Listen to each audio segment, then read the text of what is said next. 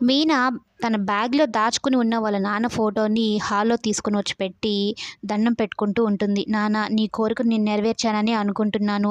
నువ్వు అనుకున్నట్టుగానే అత్తగారింట్లో ఉన్నాను పెళ్లి చేసుకొని అనైతే చెప్తూ, నువ్వు నా కంటికి ఎప్పుడు కనిపిస్తూ ఉంటే, నువ్వు నాతోనే ఉన్నావన్న భావన నాకు కలుగుతుంది. నీ ఆశీర్వాదం నాకెప్పుడు దొరుకుతుందనైతే దండం పెట్టుకుంటూ ఉంటే, ఇక వాళ్ళ నాన్న ఫోటోని చూసిన ప్రభావతి అయితే కోపంతో ఊగిపోతూ ఉంటుంది.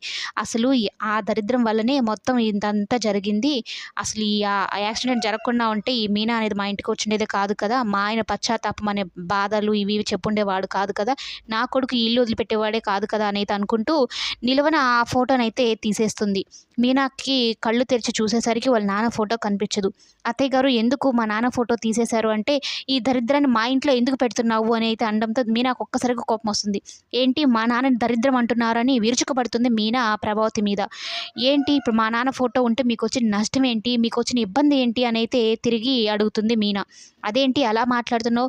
ఈ దరిద్రమైన మీ నాన్న వల్లనే గదా! మీ నాన్న అనేవాడే మా ఆయన బస్సు కింద పడకుండా ఉండుంటే నువ్వు ఈ ఇంటికి కోడలయ్యేదానివి కాదు. నా కొడుకు ఇలా ఇల్లు వదిలిపెట్టి పోయేవాడే కాదు. ఇంట్లో జరుగుతున్న అనర్థాలన్నిటికి కారణం నువ్వు, నీ కుటుంబం అనైతే మాట్లాడుతూ ఉంటుంది. అత్తయ్య గారు ప్రతిదానికి మమ్మల్ని నిందించడం సబబు కాదు. కనీసం ఒక న్యాయం, అన్యాయం, ధర్మం ఏమీ లేకుండా అయ్యో! ఒక పెద్ద దిక్కును కోల్పోయి రోడ్డున పడ్డారే అనే బాధ గూడా మీకు లేకుండా ఇలా మాట్లాడడానికి మీకు నోరెలా వస్తుంది? అనైతే మీనా మాట్లాడుతూ ఉంటుంది. మీరు చేసిన అన్యాయానికి మేం బలయ్యాం. మేమేం మీకు అన్యాయం చేయలేదు అన్నట్టు ప్రభావతి మాట్లాడుతుంది. నేను మంచిగా చెప్తున్నాను. ఇంకొకసారి మీ నాన్న ఫోటో గాని కనిపించిందంటే ఊరుకునేదుండదు. శుభమా అంటూ ఎక్కడికైనా బయటికి వెళ్ళాలన్నా గూడా మీ నాన్న దరిద్రపు మొహం చూస్తే మాకక్కడేనా అశుభం జరిగితే ఎవరు బాధ్యత? ఇప్పుడు జరిగింది చాలదా? అన్నట్టు తిడుతూ ఉంటుంది. మీనా అయితే ఇంకా ఏం సమాధానం చెప్పలేక ఎదిరించి మాట్లాడితే మళ్ళీ అదొక పెద్ద గొడవ అవుతదన్నట్టు కామ్‌గా ఉంటుంది.